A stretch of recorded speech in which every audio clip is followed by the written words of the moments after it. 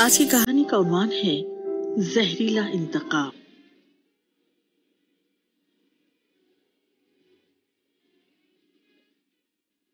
अंग्रेज की नौकरी करना भी बड़े दिलगुर्दे का काम है। मिस्टर बर्कले ने मेरी मामूली सी शिकायत पर मेरा तबादला बड़े स्टेशन से ब्रांच लाइन के एक छोटे से स्टेशन पर कर दिया। मैं कोशिश के बावजूद अपना तबादला न रुकवा सका। हुआ ये कि शहर का एक मारूफ जमींदार फजलुद्दीन, जो अंग्रेज ऑफिसर का वफादार था, कराची जाने की गरज से स्टेशन पर आया तो मैं उसकी खिदमत उसकी मर्जी के मुताबिक न कर सका, क्योंकि फर्स्ट क्लास वेटिंग रूम की मरम्मत के बायस वो जगह इस्तेमाल के काबिल नहीं रही थी। मिस्त्री वहाँ काम कर रहे थे। मेरे कमरे में इतनी गुंजाइश ना थी कि मैं फजलुद्दीन और उसके साथ आए बहुत से आदमियों को कुर्सियाँ पेश करता। गाड़ी आई और वो उसमें सवार हो गया। गाड़ी चली गई तो कुली अब्दुर्रहमान मेरे पास बड़ा ही अफसुर्दा सा चेहरा लेकर आ गया। उसने स्टूल पर बैठते हुए सिगरेट सुलगाते हुए मुझे मुखातिब किया। बाबूजी, ये अच्छा नहीं हुआ। क्यों, क्या हुआ? चौधरी फजलुद्दीन बुरे तासुर ले गए हैं यहाँ से। अच्छा, वो भला क्यों? बाबूजी, मैंने उसे बोगी में सवार कर आया हूँ। उसने गुस्से से कहा, तुम्हारा स्टेशन मास्टर कुछ ज्यादा ही खुद एतमाद हो गया है, उसका मैं बंदोबस्त करता हूँ। इतना कहकर अब्दुर्रहमान सिगरेट की कश लगाने लगा और मैं परेशान हो गया। वही हुआ जिसका मुझे खदशा था। तीसरे रोज मेरे तबादले के ऑर्डर आ गए और मेरी जगह मेहराब के स्टेशन मास्टर बख्शी ईश्वरदास आया था। उसने भी ऐसे हालात में मेरे तबादले पर अफसोस का इजहार किया और कहा कि वो 2 रोज तक चार्ज नहीं लेगा। अगर मैं अपना ट्रांसफर रुकवा सकता हूँ तो मैं कोशिश कर देखूं, क्योंकि जिस तरह बैठे बिठाए मुसीबत मेरे गले पड़ी थी, यही हाल उसका भी था। मैं तो अकेला था, मगर उसके सब बच्चे तालीम हासिल कर रहे थे और कई दूसरे मसाइल भी उसको दरपेश होंगे। मैंने शहर के बाहर से लोगों से राब्ता कायम किया, मगर हर तरफ से नाकामी हुई और मैंने दिल बर्दाश्ता होकर चार्ज छोड़ा और अपने खुदा को याद करके सामान इकट्ठा किया और फजलुद्दीन को कोसता हुआ बख्तबूर चला गया, जहाँ मेरा ट्रांसफर हुआ था। मेरे पहुंचते ही मुझे वहाँ हर चीज बिल्कुल तैयार मिली। स्टेशन मास्टर नजर अली इस तबादले पर बहुत खुश था, मगर मैं उसके बरस खासा परेशान, क्योंकि अक्सर मैं अपने घर एक माह में 2-3 चक्कर लगा लेता था। पीछे काम चल जाता था। अब ये बात मुमकिन नहीं रही। यहाँ दिन में सिर्फ 2 बार पैसेंजर गाड़ी रुकती थी या फिर थ्रू का जोर था। छोटी सी इमारत और छोटा सा प्लेटफार्म, 2 अदद बेंच, 1 पानी का नल, 2 अदद मिट्टी के तेल से रोशन होने वाले खंबे और 2 ही सिग्नल या फिर वहाँ मौजूद 5-6 सरकारी मुलाजमीन के क्वार्टर थे जो स्टेशन की इमारत में बना दिए गए थे। बख्तपुर छोटा सा कस्बा था। इसकी आबादी तकरीबन 5-7 हजार अफराद पर मुश्तमिल थी। स्टेशन के साथ साथ दूर तक करी के पूरे दरख्तों का सिलसिला था, जो शहर में से होता हुआ जंगल में गुडमुड़ हो जाता। स्टेशन चूंकि बख्तपुर की आबादी से जरा फासले पर था, इसलिए यहाँ से वही लोग थे जिनका वास्ता स्टेशन से या फिर सरकारी महकमों से था, मसलन महकमा जंगलात, महकमा अनहार वगैरह। हम बड़ी जल्द एक दूसरे से वाकिफ हो गए। शहरी आबादी में डाकखाना था, 2 वक्त डाक देने वाला और लेने वाला आता या फिर कुछ मुसाफिर। ये कुल कायनात थी बख्तपुर की। मेरा क्वार्टर जो छोटे छोटे 3 कमरों पर मुश्तमिल था, स्टेशन की इमारत से जरा हटकर बनाया गया था। यहाँ मेरा अमला एक कांटे वाला और एक झाड़ू वाला था। टिकट में खुद देता और खुद ही गाड़ी गुजारता और टिकट वगैरह भी चेक करता। रात को बत्तियां भी प्रीतम रोशन करता। बेचारा सफाई से लेकर मेरे साथी काम तक भी करता था। चंद ही रोज में उसने मेरे घर का भी सारा काम अपने जिम्मे में ले लिया। यहाँ मैं ये जिक्र करता चलूं कि बख्तपुर तहसील बसीर नगर में था और उसे पुलिस स्टेशन भी वही लगता था, या फिर रेलवे पुलिस की कभी कभार गश्त होती, जो एक गाड़ी से उतरती और दूसरी में सवार होकर वापस चली जाती। सुबह सवेरे गाड़ी गुजार कर मैं लंबी तान कर सो जाता। इस दौरान में प्रीतम मेरे कमरे के बाहर बैठा ऊँगता रहता। शाम की गाड़ी अक्सर रात को आती, बाज़ औक़ात कई घंटे लेट होती तो स्टेशन पर थोड़ी सी रौनक हो जाती है, तो मुख्तलिफ लोगों से मिल बैठने का मौका मिल जाता। बख्तपुर में यूं तो सारी कौमें आबाद थी, मगर हिंदू ज्यादा थे। मुल्क में इस बात का तासुर आम था कि मुसलमान अपने लिए अलग मुल्क चाहते हैं। नजर अली ने जाते आते बताया था कि यहाँ जरा होशियार रहने की जरूरत है, क्योंकि कुछ लोग आजादी को तासुब का रंग देते हैं। मुझे यहाँ आए हुए तकरीबन 3 माह हो चुके थे, लेकिन कोई भी ऐसी सूरत हाल मेरे लिए बायसे परेशानी नहीं बनी। इस दौरान मेरे वालिद और छोटा भाई मेरे पास 2 बार चक्कर लगा गए थे। मेरे वालिद साहब ने मेरी ट्रांसफर की बहुत कोशिश की मगर नाकाम हो गए। मेरी वालदा और सबसे बड़ी बहन मेरी शक्ल देखने को तरस गए थे, मगर मैं मजबूर था। मुझे भी जब घर याद आता तो मैं भी बड़ा उदास हो जाता। परदेस, बहरहाल परदेस होता है, और एक बैचलर आदमी अपने घर को, घर वालों को किस तरह मिस करता है, ये कोई मेरे दिल से पूछे। उस रोज मौसम बड़ा जबरदस्त अबर आलू था। सावन शुरू हो चुका था, इसलिए बारिश वक्फे वक्फे से हो जाती थी। गाड़ी लेट थी, मुसाफिर टिकट लेकर उसके इंतजार में थे। कुछ तो छप्पर के नीचे खड़े थे और कुछ खिड़की के बाहर बातों में मसरूफ थे। मैं सब्ज और सुख झंडी बगल में दबाए दरवाजा बंद करता हुआ टिकट घर से बाहर निकल आया था, क्योंकि मुसाफिरों में हलचल शुरू हो गई थी, जो शायद दूर से गाड़ी का हौला देख रहे थे। थोड़ी देर बाद गाड़ी स्टेशन पर आकर रुक गई। कुछ लोग नीचे उतरे और बाकी सवार हो गए। मैं टिकट देखकर फारिग हुआ, गार्ड से जरूरी बातचीत की और गाड़ी रवाना करवा दी। चंद छाबड़ी फरोशों और प्रीतम के सिवा सारा प्लेटफार्म सूना हो गया। मैं अपने दफ्तर में आकर इंदराज करने बैठ गया। इतने में प्रीतम अंदर आया। उसकी आंखों में अजीब सी चमक थी। उसने मुझे मुखातिब किया। बाबूजी बाहर चलिए ना। बाहर आपके ऑफिस के बाहर जो बेंच है ना, उसके नीचे एक संदूक पड़ा है, चलकर देखिए ना। हो सकता है शायद कोई सवारी भूल गया हो। मैंने जल्दी जल्दी कुंडी लगाते हुए खुद से कहा और प्रीतम के साथ हो लिया। वाकई वहाँ दरख्त के नीचे बड़ा सा आहनी संदूक पड़ा हुआ था, जिसके दोनों जानिब बड़े बड़े देसी ताले लटक रहे थे। मैंने इसे लाकर देखा तो बड़ा वजनी मालूम हुआ। प्रीतम, कोई सवारी भूल गई होगी। ऐसा करो कि इसे मेरे ऑफिस में लेकर आ जाओ, और हो सकता है जिसका होगा वो कुछ दिनों में राब्ता करेगा। इस तरह पता भी चल जाएगा कि ये है किसका। हम इसको यहाँ तो नहीं छोड़ सकते। चलो एक काम करो, उठाओ इसे। ठीक है बाबूजी। उसने अस्बात में सर हिला दिया। हम दोनों बड़ी मुश्किल से वो संदूक उठाकर दफ्तर में लाए। मैंने जरूरी तस्वुर किया कि इसका मेमो काट दूं ताकि ये बात रिकॉर्ड में आ जाए। काम करते करते अचानक मेरा ध्यान इस संदूक की तरफ पलट जाता। यही हाल प्रीतम का भी था। उसके चेहरे से महसूस होता था जैसे वो मुझसे कुछ कहना चाहता है, मगर कह नहीं पा रहा। मेरे और उसके दरमियान कोई पर्दा नहीं था, मगर उसके बावजूद हम दोनों इस संदूक के बारे में मुतजस्सिस थे कि आखिर ये कौन भूल गया है और इसमें है क्या। मैं काम करने के दौरान सवारियों का जायजा लेता रहा, जो मुझसे टिकट लेकर गई थी या जो ट्रेन से उतरी थी, मगर मेरा जहन अपने तौर पर कुछ भी फैसला नहीं कर सका कि आखिर ये कहाँ से आया है, कैसा है, किसका होगा, कौन सी फैमिली इसकी मालिक होगी। सोचता रहा, दिमाग पर जोर देता रहा, लेकिन कुछ समझ में नहीं आया। होता तो यूं है कि जब किसी का कोई सामान रह जाता है तो मेरी ड्यूटी होती है कि मैं उसका क्लेम कर दूं और हुक्काम बाला को इसका पता दूं। लेकिन मैंने ऐसा नहीं किया। मैंने इस संदूक के बारे में हुक्काम को जानबूझकर इत्तला नहीं दी थी कि शायद इसका क्लेम जल्द आ जाए और मैं इसके मालिक के सुपुर्द करके जान छुड़ा दूं। मगर 3 दिन के तवील इंतजार के बाद हम दोनों के जहन में इस पुरस्कार संदूक की वजह से जो परेशान हो चुके थे, कुछ समझ में नहीं आ रहा था कि क्या करें। प्रीतम अपनी फितरी सोच की मजबूरी के बायस हर पल मुझे संदूक के बारे में गुमराह करता रहता। उसने मुझे इस बात पर राजी कर लिया था कि संदूक को कम से कम खोल कर देख लिया जाए। बाबूजी, आखिर इसमें हर्ज ही क्या है? हमें कौन देख रहा है? हमने इसकी किसी को इतला भी नहीं दी है, किसी ने देखा भी नहीं है। बाबूजी, एक दफा तो इसको खोल लेते हैं ना, क्या पता इसमें कोई खजाना ही हो। खजाना? बेवकूफ, किस जमाने की बात कर रहे हो? आज के दौर में ये सब नहीं होता खजाना वजाना, ये पुरानी बातें हैं। देखो, मुझे ये तो नहीं पता कि इसमें क्या है, मगर ये खजाने वाली बात दिल को नहीं लगती।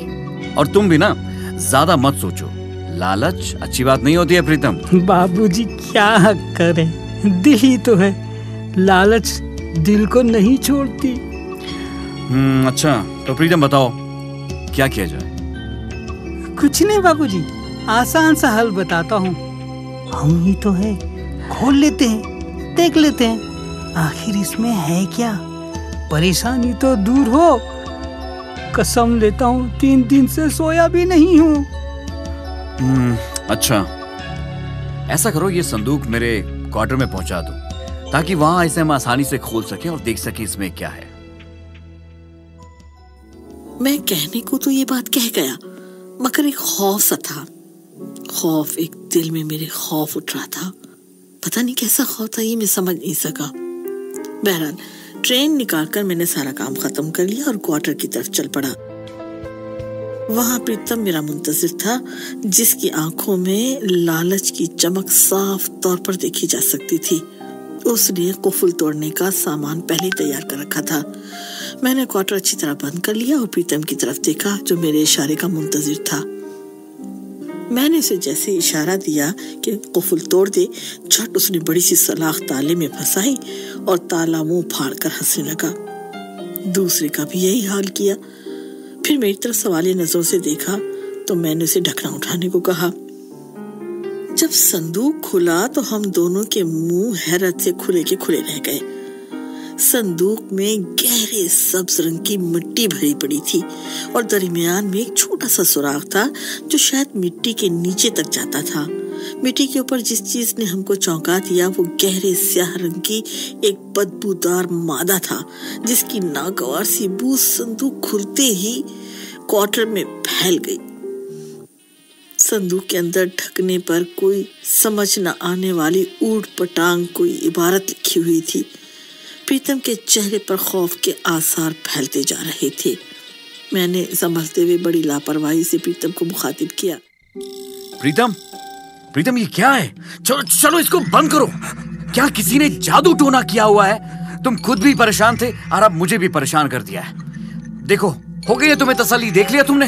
अब एक काम करो, फौरन उठाओ इसे यहाँ से और इसको कहीं लेके जाओ। कहा था ना इसमें कुछ नहीं होगा।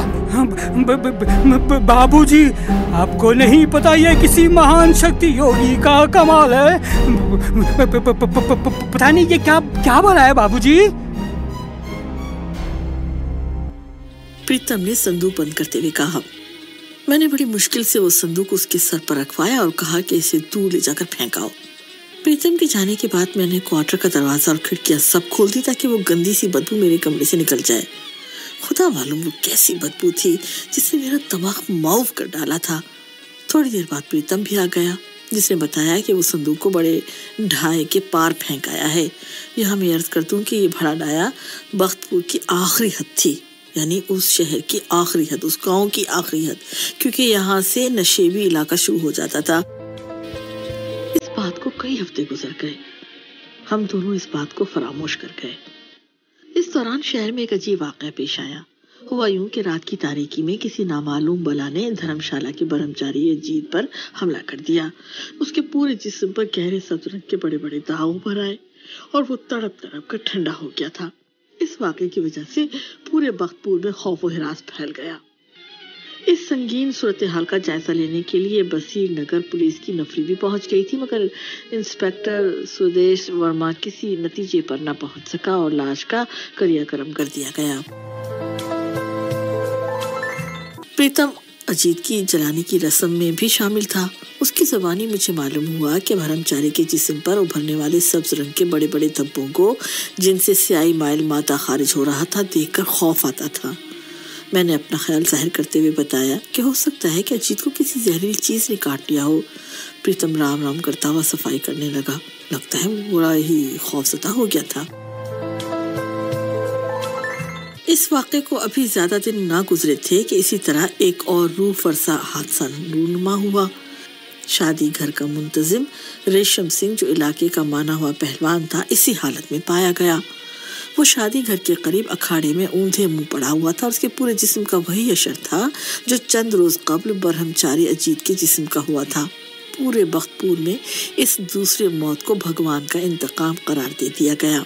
सभी लोग इस अचानक सूरत हाल से इतने परेशान हो चुके थे कि घरों से बाहर नहीं निकलते थे, बल्कि घबराते थे। हर एक के होंठों पर सब्ज मौत का तस्करा था।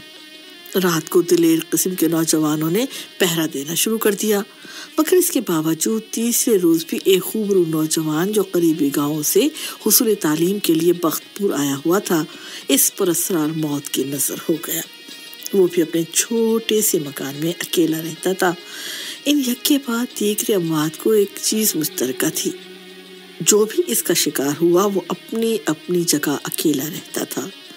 जब उसकी लाश जलाई जाती तो इसमें से नाकाबिले बर्दाश्त बदबू उठती, जिसे बड़ी मुश्किल से वहाँ खड़े लोग कबूल करते, क्योंकि इन रसूम को तो बहरे सूरत निभाना होता था। अब तो बख्तपुर के लोग पुलिस को भी इत्तला न करते, क्योंकि पुलिस ने दूसरी बार ये कहकर कार्रवाई करने से इनकार कर दिया कि किसी जहरीली चीज की कारस्तानी मालूम होती है। फिर कुछ दिन गुजरे। उस दिन गाड़ी के गुजर जाने पर चंद सवारियां इस इंतजार में गेट पर खड़ी थी कि मैं उनके टिकट देकर उन्हें जाने की इजाजत दूं, मगर मैं बड़े कीकर के नीचे बैठी उस औरत को देख रहा था जो गेट के बजाय उस तरफ जा बैठी थी, क्योंकि रात के वक्त किसी औरत का वहां जा बैठना बिल्कुल खिलाफे तवक्को था। एक सवारी के इसरार पर मैं उस औरत को छोड़कर टिकटें देखने लगा। सब लोग चले गए। अब मैं और प्रीतम प्लेटफार्म पर अकेले खड़े थे, या वो औरत कीकर के नीचे लापरवाही से बैठी थी। मैंने हिम्मत करके प्रीतम को उसकी तरफ भेजा ताकि वो पता करे कि वो औरत ट्रेन से उतरी है या जाना चाहती है। अगर जाने के लिए कहे तो कह देना कि अब कोई गाड़ी यहाँ नहीं रुकेगी। प्रीतम कीकर की तरफ बढ़ गया। मैं उसके आने का इंतजार करने लगा। थोड़ी देर बाद वापस आया, मगर उसके चेहरे पर परेशानी के आसार थे। क्या हुआ प्रीतम?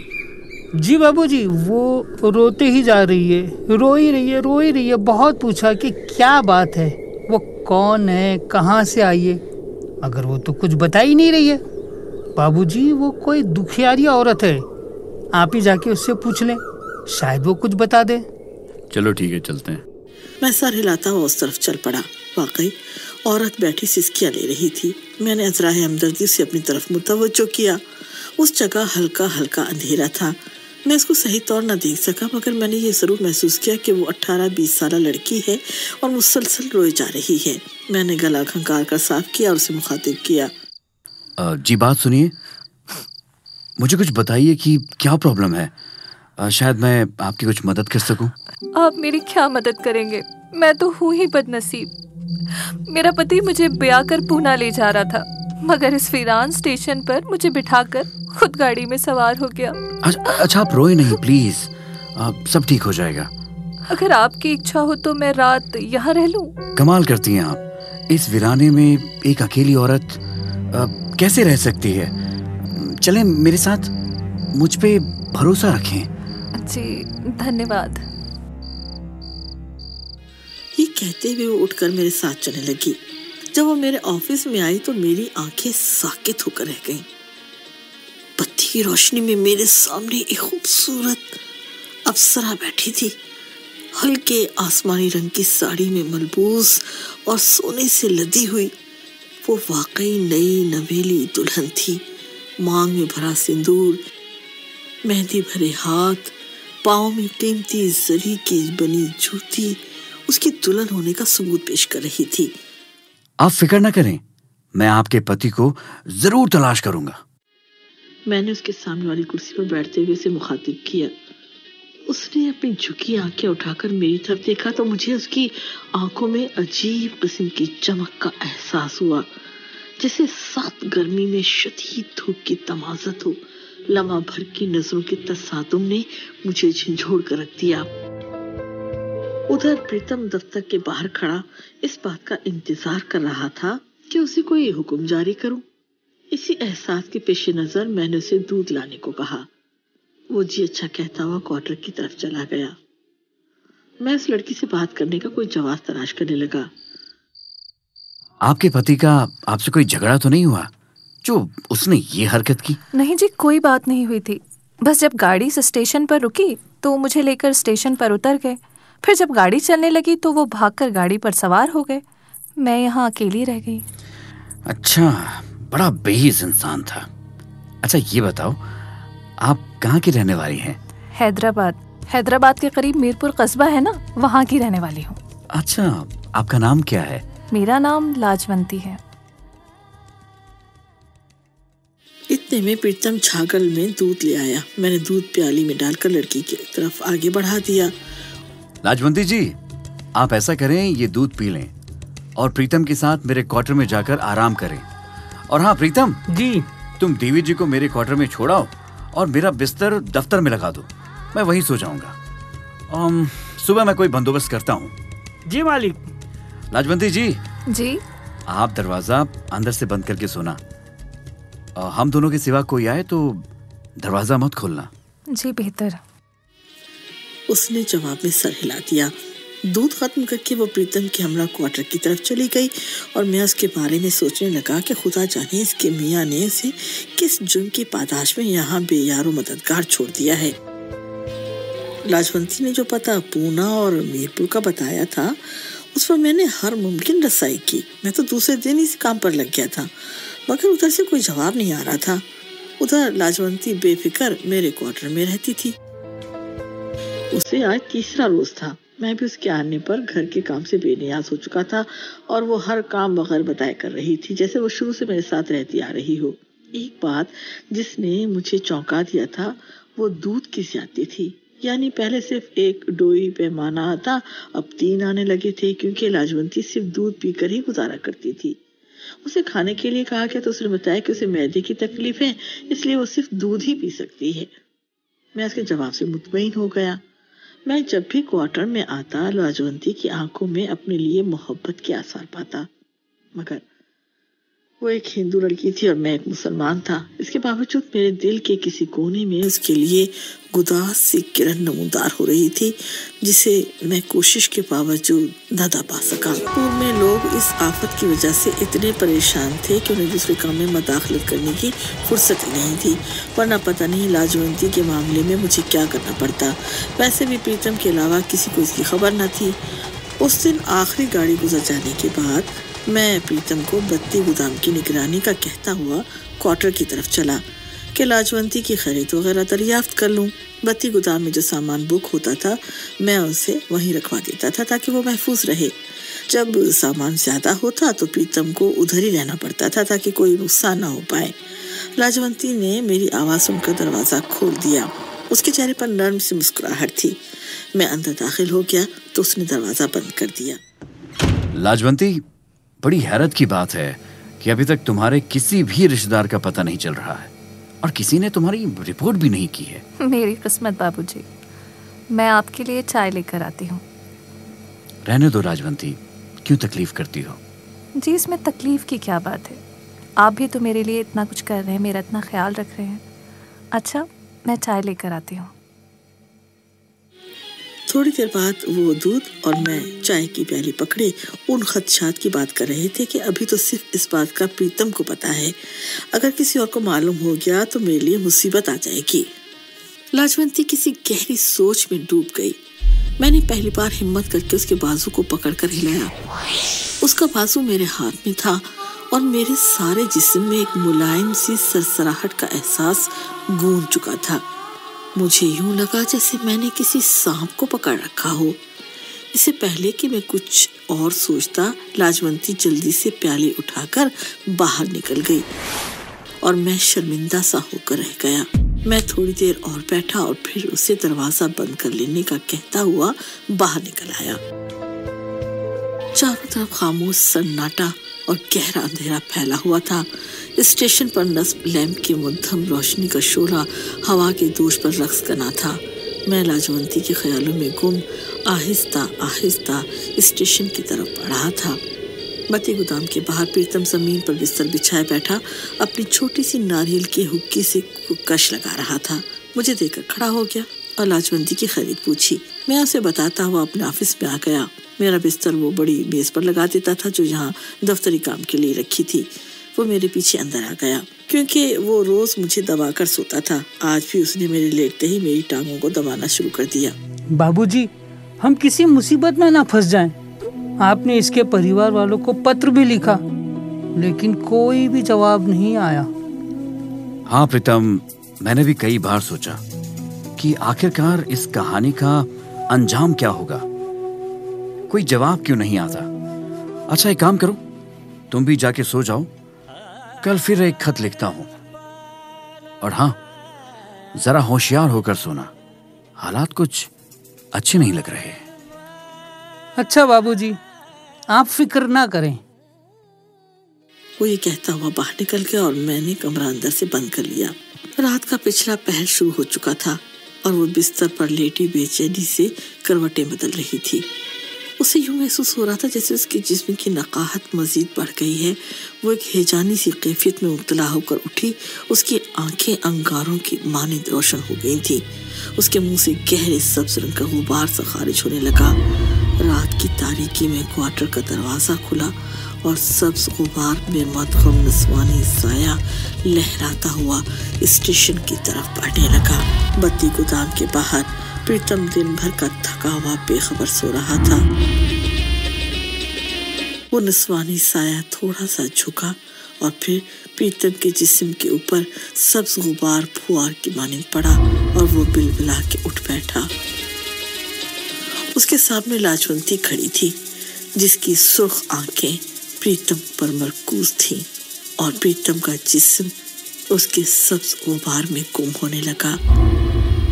प्रीतम ने लाजवंती का जिस्म सिमटते हुए देखा और फिर उसके सामने एक खौफनाक सब्ज नागन फन फैलाए झूम रही थी।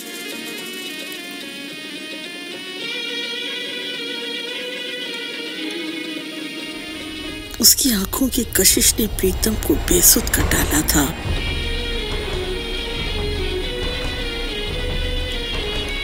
अब वो नागन प्रीतम के जिस्म पर रेंगने लगी थी। उसके खौफनाक दांत बार बार प्रीतम के जिस्म में पेवस्त हो रहे थे और प्रीतम का जिस्म चूने की तरह फटता जा रहा था।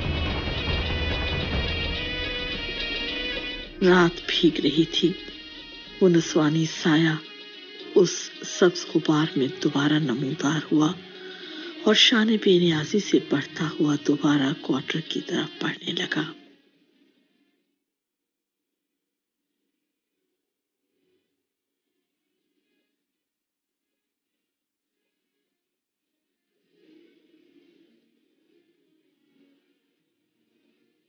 प्रीतम की लाश बत्ती गोदाम के बाहर पड़ी थी और मेरे इर्द गिर्द मकामी लोगों का हुजूम था, जो मुझसे तरह तरह के सवालात कर रहे थे, क्योंकि प्रीतम के जिस्म पर वही निशानात थे जो इससे पहले मिलने वाली लाशों के जिस्म पर नुमाया थे। वही सब्ज रंग के बड़े बड़े गड्ढे और उभरे हुए गले सड़े फोड़े, जिनसे सब्ज रंग का लेसदार मादा बह रहा था। मैं अपने जहन पर जोर दे रहा था कि रात के किस पहर ये खौफनाक वाक़या पेश आया, मगर मेरा जहन किसी नतीजे पर पहुंच नहीं सका। पुलिस भी आई और उसे पुरस्कार हादसा करार देकर वापस चली गई।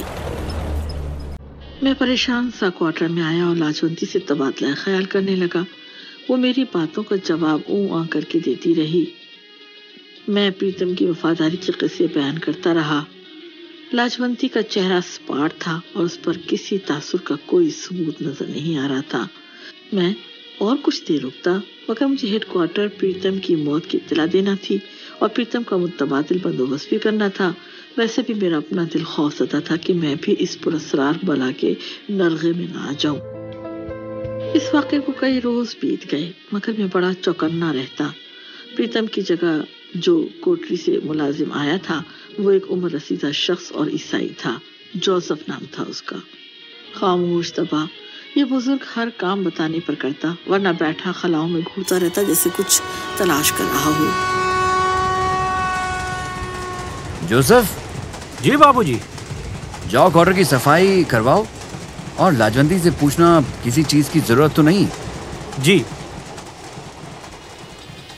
गाड़ी गुजर जाने के बाद मैंने भी हिसाब किताब बंद किया और क्वार्टर की तरफ चल पड़ा। चंद लम्हों तक मैं दरवाजा पीटता रहा, फिर धक्का देकर अंदर दाखिल हो गया क्योंकि कोई दरवाजा ही नहीं खोल रहा था। लाजवंती, मैंने आवाजें दी। मेरी आवाज ने क्वार्टर की गंभीर खामोशी तोड़ी, मगर कोई जवाब न मिला। जब मैं सोने के कमरे में आया तो मैंने देखा कि जमीन पर साड़ी बिखरी पड़ी है, मगर लाजवंती कहीं मौजूद नहीं है। उसकी सब चीजें अपनी अपनी जगह पड़ी थी और वो साड़ी भी जो उसने पहन रखी थी। सारे क्वार्टर में मैं उसे तलाश करके फिर बाहर निकल आया, मगर लाजवंती कहीं नजर न आई। मैं परेशान होकर प्लेटफॉर्म की तरफ चल पड़ा। जोसेफ, तुम जब क्वार्टर गए थे तो लाजवंती थी वहां? जी बाबूजी, वो अंदर थी। खैर तो है ना? कुछ नहीं, मैं देखने गया था तो वो नहीं मिली। पता नहीं वो कहाँ गई। जोसेफ, मैं ही कहता हुआ रजिस्टर खोलकर अपना काम करने लगा। अब मैं उसे कहाँ ढूंढता, किस तरह उसको लाता, उसका तो कोई अता पता ही नहीं था। बस उसका एहसास, उसकी याद और एक बेनाम ख्वाहिश। पता नहीं होती का कोई पता न चला। मेरे ज़हन में तरह तरह के ख्याल उभरे और डूब गए, मगर किसी नतीजे पर मैं पहुंच नहीं पाया। उधर बख्तपुर में फिर से सब्ज मौत की कार्रवाइयां शुरू हो चुकी थी। लोग डर के मारे भाग रहे थे। बसीर नगर से पुलिस की नफरी मुकम्मल तौर पर बख्तपुर में आ चुकी थी, मगर वो भी उसका सुराग लगाने में नाकाम हो चुकी थी। एक दिन जोसेफ कहने लगा, बाबूजी, कहीं लाजवंती बेटी भी उस बला का शिकार तो नहीं हो गई? मैं क्या कह सकता हूँ जोसेफ, पता नहीं वो कहाँ चली गई बगैर बताए। अच्छा चलो बाहर की बत्तियां भी जरा रोशन कर दो। जी बाबूजी। जोसेफ बाहर निकल गया और मैं लालटेन की रोशनी में हिसाब जोड़ने लगा। फिर अचानक एक अजीब सी बू मेरे जहन से टकराई। मैंने चारों तरफ घूम कर देखा और दोबारा काम पर लग गया। फिर मुझे कुछ एहसास हुआ। कैसा एहसास था, कुछ समझ नहीं पा रहा था। फिर एकदम मुझे कोई ख्याल आया और मैंने उठकर दफ्तर का दरवाजा अंदर से अच्छी तरह बंद कर लिया। थोड़ी देर गुजरी होगी कि वही नागवार सी बू फिर मुझे महसूस हुई। इस बार मुझे ये बू अपने बिल्कुल करीब से आती हुई महसूस हुई थी। जब मैंने गौर किया तो कमरे में हल्का हल्का सब्ज गुब्बार सा उड़ता हुआ दिखाई दिया, जिसमें सब्ज ज़रात चल रहे थे, बल्कि जल बुझ रहे थे। मैं खौफज़दा हो गया और मुझे अपनी आंखों के सामने मौत रक्स करती नजर आने लगी। मैं खौफ से चीख उठा, मगर मेरी समाज से टकराने वाली आवाज ने मुझे साकित कर दिया।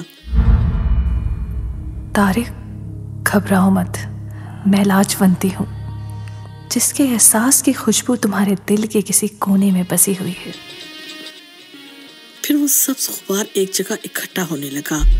चंद साथें गुजरने के बाद लालटेन की मध्यम रोशनी में लाजवंती का चमकीला जिस्म अपनी पूरी रानाई के साथ मेरे आंखों के सामने था। तारिक, तुम मेरे लिए परेशान थे ना? लो मैं आ गई हूँ। तुमको इस अजियत से निकालने के लिए मैं कहाँ चली गई थी? मैं इंतकाम हूँ, इंसान के जिस्म में गर्दिश करते हुए गरम गरम खून का, जिसने ये रूप धारण करने पर मुझे मजबूर किया। काश वो योगी मेरे साथी को अपनी चाहत पूरा करने के लिए पूरनमाशी की रात हलाक ना करता और मुझे कैद करके यहाँ ना फेंकता, तो मैं कभी ऐसा ना करती। हाँ, उस योगी ने मेरे प्रेमी को ना जाने कौन से जंतर मंतर के बाद मार डाला। वो पूरनमाशी की रात थी जब मेरा प्रेमी मुझसे जुदा हो गया, कभी ना मिलने के लिए। फिर उसने मुझे भी कैद कर दिया और चला गया। उसके रवैये ने मुझे इंसान का दुश्मन बना दिया। अगर वो ऐसा ना करता तो मैं कभी भी इंसानों का कत्ल ना करती, लेकिन तुम्हारे सुलूक और मोहब्बत ने मुझे मोहब्बत का सबक दिया। यही मोहब्बत तो मैं अपने प्रेमी से करती थी। वो भी क्या दिन थे जब हम दोनों मोहब्बत में डूबे एक दूसरे से प्यार का इजहार करते थे। लेकिन मैं अब इस मोहब्बत से महरूम हो चुकी हूँ। मुझे एक इंसान ही ने अपने प्रेमी से जुदा कर दिया। इसके बाद मैं इंसानों की दुश्मन बन गई हूँ, इंसानों का खून पीने लगी हूँ। मगर तुमने मुझे बताया कि सारे इंसान एक जैसे नहीं होते। तुम बहुत अच्छे इंसान हो, मोहब्बत करने के काबिल, लेकिन तुम मेरी दुनिया से नहीं हो और ना मैं तुम्हारी दुनिया से हूँ। हाँ, अगर ऐसा होता तो मैं तुमको चाहने लगती। अब मैं तुम्हारी हद से जा रही हूँ, हमेशा के लिए, मगर तुम हमेशा मुझे याद रहोगे, एक अच्छी याद बनकर। मैंने उसकी आंखों में देखा जिसमें मोहब्बत की दिए रोशन थे, लेकिन जब उसकी निगाहें मेरी निगाहों से टकराई तो एक खौफ मेरी रगो जान में सरायत कर गया। सरसराहट सी अजीब सी थी, किसी नागन की। उसके चेहरे पर नर्म सी मुस्कुराहट आई। तारिक, तुम बहुत अच्छे हो, बहुत अच्छे, लेकिन मैं तुम्हारा कोई नुकसान नहीं करूँगी। मैं तुम्हारी इस दुनिया से जा रही हूँ। मुझे डर है कि मुझे तुमसे मोहब्बत ना हो जाए और फिर ये मोहब्बत मेरी पैरों की जंजीर ना बन जाए और शायद मैं जा ना सकूँ। मैं तुमको भूल नहीं सकती और तुम मुझे हमेशा याद रहोगे। ये कहते हुए लाजवंती उठी और मेरा हाथ थाम कर होंठों पर लगा लिया। मुझे अपने पूरे वजूद में एक झुंझली सी उठती महसूस हुई। वो गुबार एकदम सिमट कर नाखून का रूप इख्तियार कर गया और मेरी आंखों के सामने दीवार के सुराख में गुम हो गया। मेरे हाथ पर सख्त निशान चमक रहा था। मैंने सर्द आह भरते हुए अपना हाथ आंखों को लगा लिया और मेरी आंखों से 2 मोटे मोटे आंसू निकलकर इस सब्ज दाग में जज्ब हो गए। पता नहीं ये मोहब्बत का कौन सा जज्बा था जो दिल में पिन्हा था। वो नाकन ही सही, लेकिन मोहब्बत शायद अंधी होती है, कुछ भी नहीं देखती। खुदा जाने ये 2 आंसू जो मेरी आंखों से टपके किस मोहब्बत की निशानदेही करते हैं। ये थी आज की कहानी। आपको कैसी लगी? मेरे फेसबुक के पेज पर कमेंट्स बॉक्स में अपनी राय जरूर लिखिएगा। मुझे इंतजार रहता है आपकी बेहद इसरार पर। आप ये कहानी आप मेरे YouTube channel Farzana Safdar on air पर भी सुन सकते हैं। आपके फीडबैक का बहुत बहुत शुक्रिया। अपनी मेजबान फरजाना सफदर को अब यहीं पर इजाजत दीजिए। अपना ख्याल रखिएगा। अल्लाह हाफिज।